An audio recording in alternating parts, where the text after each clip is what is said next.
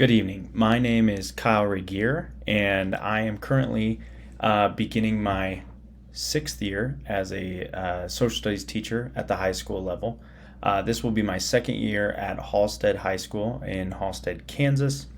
Majored in history and education in college, and so I'm excited about taking this new course, instructional message design, because a lot of the practices that I use in my class are based off of project-based learning, and I think that you know communication and using having detailed instructions for a class and for projects are really important to a successful class. So I'm excited for taking this course and learning from it, although I do have to admit that I really have no knowledge of what this course is going to teach me right away.